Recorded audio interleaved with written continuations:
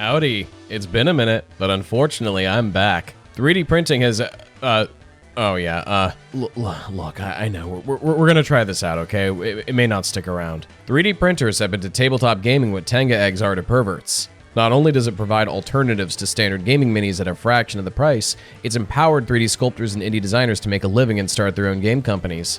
But while these printers are absolutely more accessible than when they first hit the scene over a decade ago, it seems like they haven't reached as widespread adoption as we might have expected by now. In this video, I'm going to share my own struggles with 3D printing, and why my new printer has me excited again. You're watching Apollo Geist. So just a bit of a heads up, this video is not a definitive guide on how to get into FDM miniatures. My settings and results are not ideal. I'm just some dipshit who got a printer and want to share my thoughts.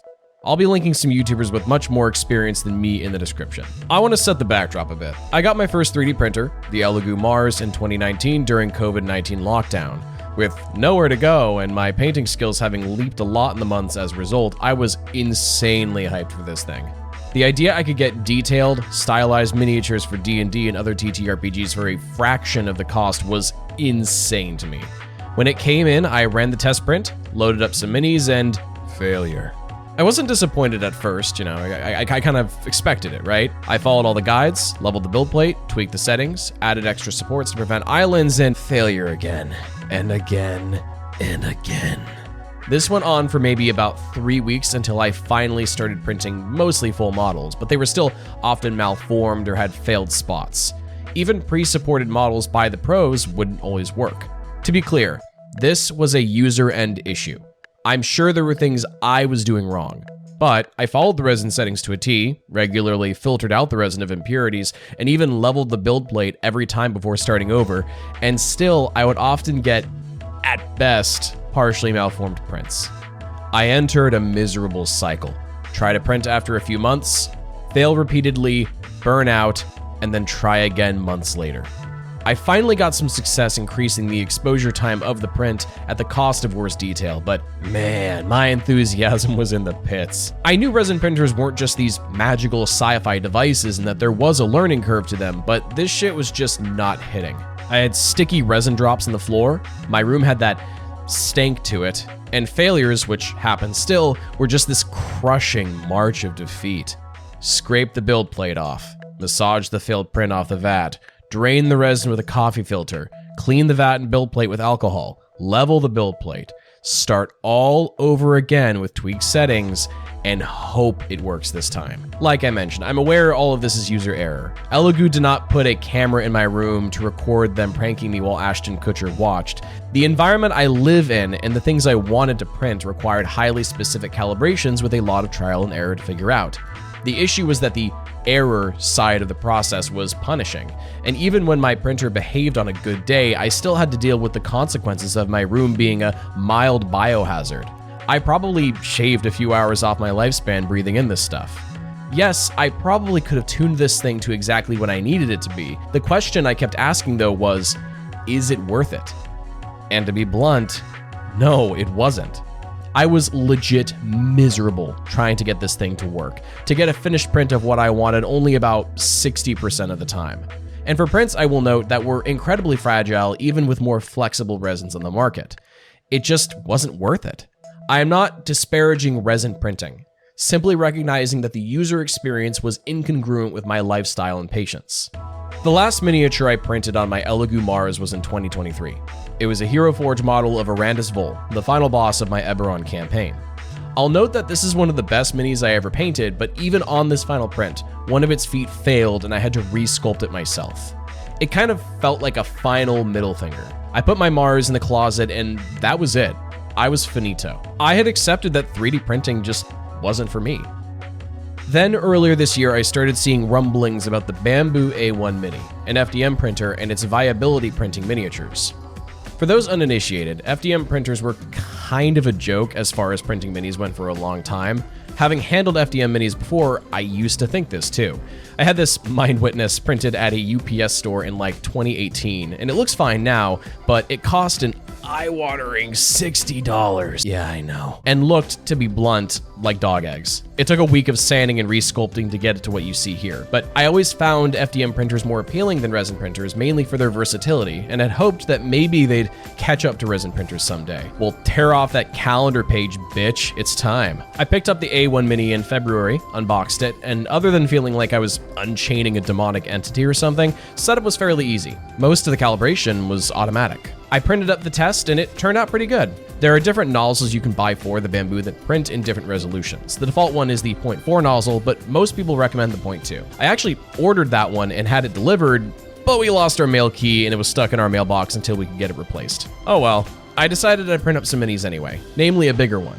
I started with the Anti-Tank Hunter from Trench Crusade, using the 0.4 extra fine settings in Bamboo Studio. I tweaked the supports a bit, sent it to print, and it failed before even finishing the raft. This was my fault for fucking with numbers I don't understand. I reverted the settings, wiped on the build plate, and tried again. And that was something I immediately noticed and was pleasantly surprised by. No massaging a failed print from a vat, no draining resin, pop, tweak, try again. For the second attempt, I used the factory extra fine settings. I expected this to come out looking ribbed for a duende's pleasure, but after about 2.5 hours, it actually looks fine. Scared the shit out of me. The support sucked, and there are absolutely some areas that needed sanding, but I was so impressed, I actually ended up using this exact mini for my Blanche Paints review. I'll say it, this printer is fine without the 0.2. Obviously, this is a bigger model with lots of trim and detail, so your mileage may vary, but like, this is absolutely usable as a gaming piece. The fuck? I got my 0.2 nozzle a few days later and printed up these minis of Caiman and Nikaido from Dorohedoro. I'll be linking all the minis I print in this video. Please check them out. This modeler is a real one. They made a mini of Boogie Pop Phantom. I'm pink as a pistol. Anyway, I was impressed with how clean they came out. I did have to use some filler on parts and replace Caiman's blades because of how frail they were, though I think they would have been just as frail as in resin, but otherwise these turned out great. Look at the spines of this guy, what the fuck? I did also notice he has these like depressions on his legs, but I didn't notice them until I was painting and highlighting him, so I'm just gonna headcanon them as wrinkles. For the 0.2 nozzle miniatures, there are different profiles you can use, with some geared specifically for minis. Two profiles I recommend checking out are Fat Dragon Games and Ho Hansen's settings in r/FDM miniatures. Again, link in description. I printed Nikaido and Caiman up with these FDG settings. Around this time, I wanted to try another slicer I heard good things about, Orca Slicer, and switched to that. This is a fork of Bamboo Labs' own slicer and is almost identical visually, but the consensus by lots of people is it's better at a few things like supports. It was around this time I learned that I'd actually been printing these minis with the build plate in reverse like a moron. I noticed the nozzle scraping against the edge of the plate and was like, huh, that seems really sloppy, but okay, until I realized it wasn't supposed to. I'll note that despite this, I still had very few failures, which is why it took so long for me to notice. I printed up a model of the soldier from TF2 with Orca, which took about 4 hours. After that, I really wanted to stress test this thing and print something fragile, so I queued up this model of Takamaki from Persona 5. I think FDM printing's weakest spot right now is printing thin, dainty models. The material is overall more durable than resin, but support removal is so much more traumatic that I've had very few models with thin pieces survive without at least one of them breaking off.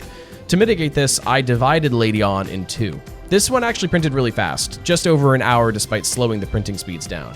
I broke one of her pigtails off, but after gluing everything back together, my girl was all in one piece. I think models like this are definitely the upper limit of what these printers can get away with right now. Hard to tell, but her lips did not render at all. For the immediate future, chunky, heavily armored dudes like Space Marines are going to be this thing's baseline. The other reason I was so excited for this machine is its versatility. So, resin produces superior detail, but it's known to warp a fair bit, especially on bigger pieces like terrain or vehicles. This means that you start running into problems when those things require assembly and the connection points don't line up like they're supposed to. Also, resin is heavy, so if a resin tank or resin building falls off a table, it's probably gonna break.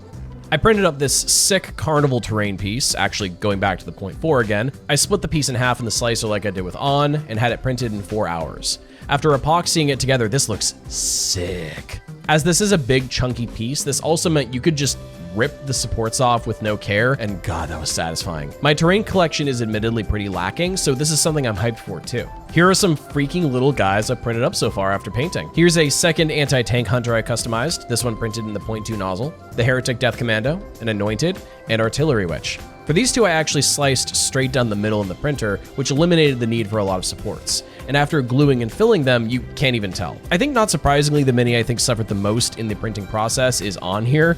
Her face looks pretty manky, but otherwise, from a gaming table distance, she looks great. So originally the video was gonna start wrapping up around here, but while making this, a pretty big development just hit the FDM printing community. We need to talk about supports.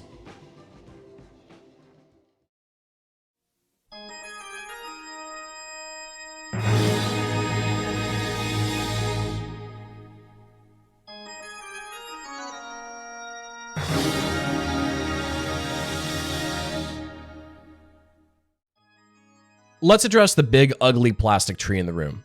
When printing FDM minis, supports are your enemy. They are an accursed thing, a necessary evil. You can't print most miniatures without supports. Resin printers use thin, wiry supports that are easily removed with minimal scarring, but FDM printers use rigid, thick supports designed to survive the rigorous pushing and prodding of the printer nozzle. Fine for big projects, of course, but these are nothing less than a scourge to people who just want, like, goblins. These supports require a lot more force to remove than resin printers, and it's guaranteed you will break an FDM mini at some point trying to remove them. They're fucking annoying, and bar none the biggest hurdle in the printing medium for miniatures. There are ways to mitigate it. The Johansson and FDG settings I mentioned earlier make them easier to remove. Warm water softens the supports and makes them less traumatic to tear off, but they still suck. And up until recently, it was assumed they were just the reality of this hobby, but it looks like that might be changing. Jacob from Painted for Combat is another YouTube channel who has been an incredible credit to the community. Recently, he unveiled a new utility that I think is going to make FDM minis explode. Resin to FDM. In short, this Blender add-on takes minis with resin-style pre-supports and thickens the supports up so they can print on an FDM machine without breaking. It does other things too, such as letting the supports be printed with separate settings than the mini so it prints faster. This is, without much hyperbole, a pretty big deal. These are supports that ensure reliably printed models while minimizing scarring at the same time. It is not perfect, and Painted for Combat has acknowledged as much in his own video. I suspect not every pre-supported model will work, but the fact this works, like, at all, means FDM supports as we know it are about to change. I will not be surprised if developers take note of Jacob's work here and we see integration in later updates. In the meantime, this utility is free, but you can also support Jacob's work on Patreon and unlock the advanced version of this utility. Check it out. Supports have always been my biggest asterisk when people ask me if FDM is worth it, and that asterisk just might have been knocked out.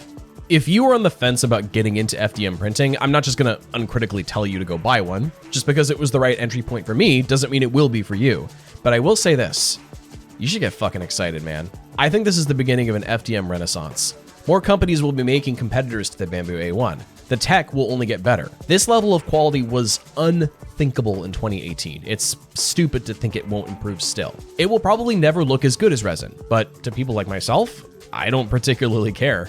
As FDM printing talk has grown, I've noticed a really weird contingent of snobs in Reddit threads and YouTube comment sections who feel the need to sandbag any and all discussion about the printing medium's growth. It's very strange, and I cannot think of anything less boring than getting mad about how other people print their toys.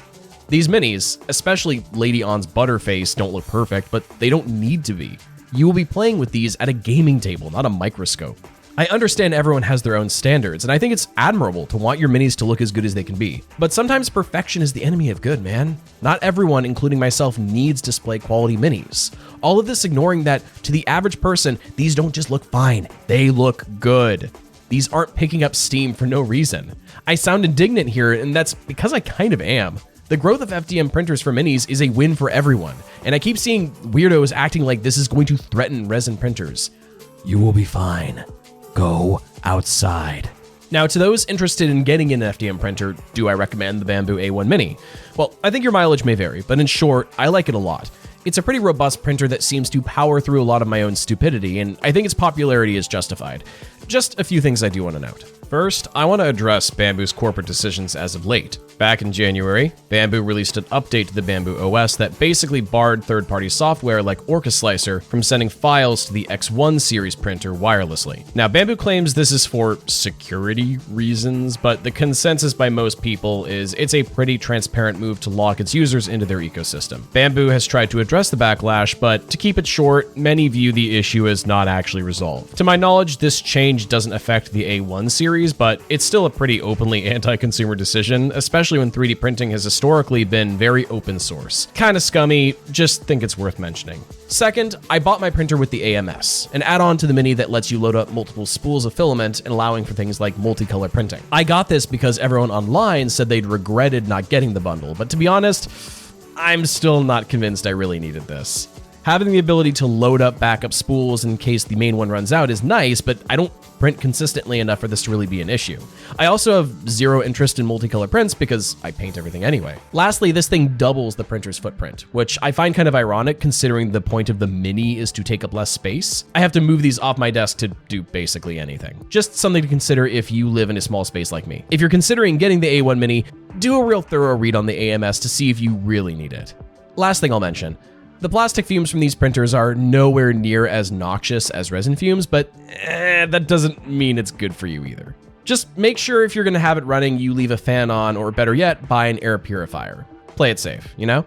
If you're still not sure whether or not to take the leap, it doesn't hurt to just wait a bit, especially seeing that as of this video's release, if you live in America, these are probably about to be a lot more expensive due to very stupid reasons that didn't need to happen. These printers aren't going anywhere, and they're only going to get better as competition increases.